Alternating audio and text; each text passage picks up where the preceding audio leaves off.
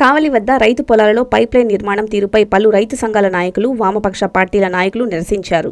శుక్రవారం రైతులతో కలిసి కావలి ఆర్డీఓకు ఫిర్యాదు చేశారు. రైతులకు జరిగిన నష్టాన్ని ఆయనకు వివరించారు. దీంతో తహసీల్దార్ను కలవాలని ఆర్డీఓ వారికి సూచించారు. ఈ సందర్భంగా రైతు సంఘం నాయకులు, వామపక్ష పార్టీ నేతలు మీడియాతో మాట్లాడారు.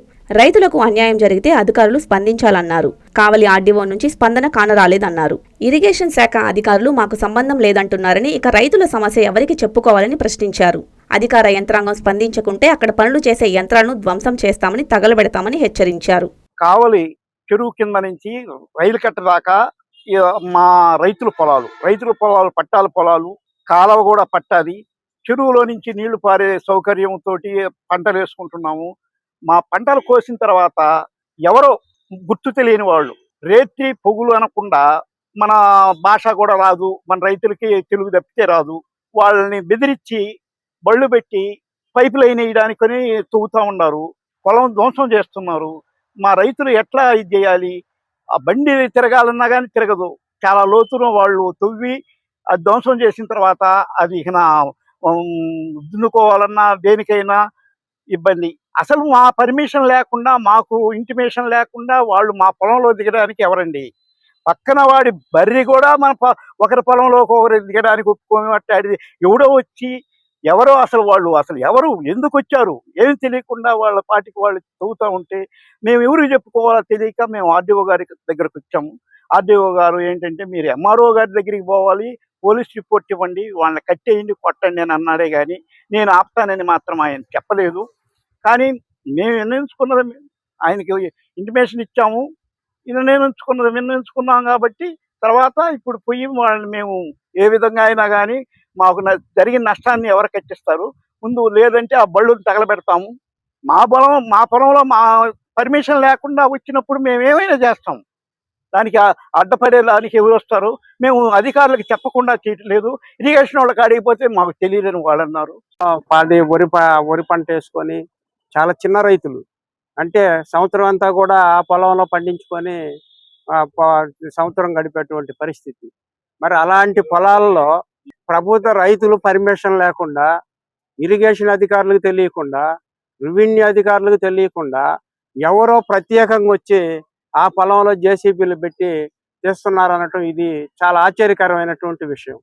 ఏంటంటే ఏదో ఒక వస్తువు అయితే తీసుకోపోయారు అనొచ్చు, కానీ తెలియకుండా ఒక పొలంలో రైతులకు సంబంధించింది, పట్టణ పరిధిలో ఉన్నటువంటిది, రైతుల భూముల్లో ఒక జేసీబీ పెట్టి తెలియనటువంటి వ్యక్తులు వచ్చి దాని కాలువలలోడి దాన్ని ధ్వంసం చేస్తున్నారు పొలాన్ని అంటే ఇది ఎవరికి తెలియకుండా అనేది చాలా ఆశ్చర్యకరమైనటువంటి విషయం. దీన్ని లోతుగా పరిశీలించాలి. ఆర్డీఓ గారు కూడా ఒక పరిశీలన చేయాలి. అంటే రైతులు, పొలాలు సంబంధించి ప్రజలు ఒక పై అధికారి దగ్గరికి వచ్చిన తర్వాత ఆయన కూడా ఒక పరిశీలన చేయాలి. అంటే ప్రత్యేకంగా వచ్చి అసలు ఎవరికి తెలియకుండా ఇది ఏం జరుగుతుంది అనేది ప్రభుత్వ అధికారులు కూడా దాని మీద దృష్టి పెట్టాలి. దృష్టి పెట్టి రైతులకి నష్టం లేకుండా, దాని ఇబ్బందులు లేకుండా అన్ని చూడాల్సింది ప్రభుత్వం, అధికారులే కదా. మరి దాన్ని ఆర్డీఓ గారు కూడా పరిశీలించాలి. తహసీల్దార్ని కూడా కలుస్తాం. సార్ చెప్పినట్టు కంప్లైంట్ కూడా, అంటే ఇది దొంగిలించకపోయినట్టుంది. ఇది ఎట్లుందంటే రైతులు ఏదో ఇంత పొలాలు తీసుకుంటా ఉంది ప్రభుత్వం.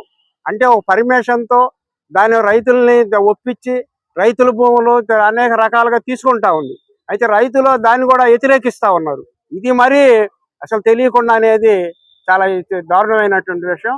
దీని అధికారులు కూడా రైతులకి అండగా నిలబడి అసలు ఎవరో ఏందో తేల్చాలి. ఒక పొలంలోకి వచ్చి ఎవరు పని చేయాలన్నా ఆ పొలానికి సంబంధించినటువంటి రైతు యొక్క అనుమతి తీసుకోవాలి.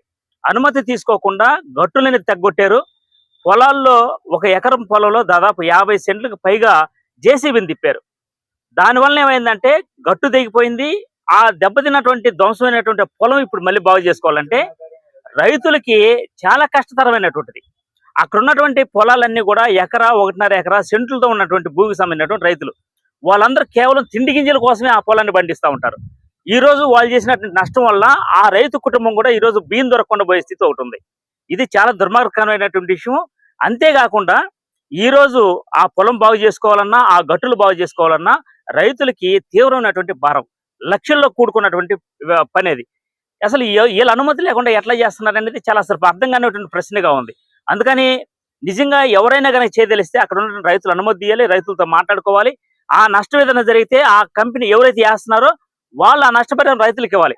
ఇటువంటి చర్చలకి ఇచ్చిన అసలు ఏమి లేకుండా ఎవరు చేస్తున్నారో తెలియకుండా ఇటు ఆర్డీఓ గారికి తెలియదు అంటున్నారు, ఇరిగేషన్ వాళ్ళకి తెలియదు అంటున్నారు, రైతులకు తెలియదు అంటున్నారు. మరి ఎవరు వచ్చి ఎందుకు వేస్తున్నాడు? కస్టమర్లకు 100% నమ్మకం, మీరు పెట్టిన ప్రతి పైసాకి భరోసా. మా VNR పలోజో grand, Nellore children's park road, Pinakini avenue, 5వ వీధి. నూతనంగా నిర్మించిన అధునాతన పలోజో గ్రాండ్ అపార్ట్మెంట్ లో ఫ్లాట్లు కలవు. ప్రభుత్వ అప్రూవల్ తో నిర్మించబడిన 5 ఫ్లోర్లలో లగ్జరీ అపార్ట్మెంట్ నెల్లూరు ప్రజలకు అందుబాటులో కలదు. నేషనల్ హైవేకి అతి సమీపంలోని వెన్నార్ పలోజో గ్రాండ్ లొకేషన్ నుంచి కేవలం 100-200 మీటర్ల పరిధిలో కార్పొరేట్ హాస్పిటల్స్, ఇంటర్నేషనల్ స్కూల్స్, కాలేజీలు, సూపర్ మార్కెట్లతో పాటు 1/2 కిలోమీటర్ దూరంలో రైల్వే స్టేషన్, బస్టాండ్లు, సినిమా థియేటర్లు, మాల్స్ అందుబాటులో. 5 ఫ్లోర్లలో నిర్మాణం. ఫ్లోర్ కి 6 ఫ్లాట్లు. ఒక్కో ఫ్లాట్ 3200 SFT తో నిర్మాణం మరియు ప్రతి ఫ్లాటు 4 బెడ్రూమ్లతో కూడినది. ప్రతి ఫ్లాటుకు విశాలవంతమైన 3 బాల్కనీ, సిట్అవుట్లు కలవు.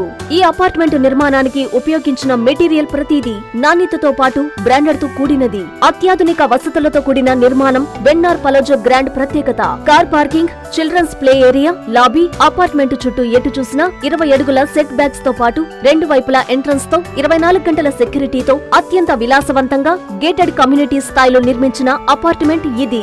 Ready to occupy. పూర్తి వివరాలకు సంప్రదించండి. Phone number 9963337753. Hi Nilor, please subscribe to N3 TV.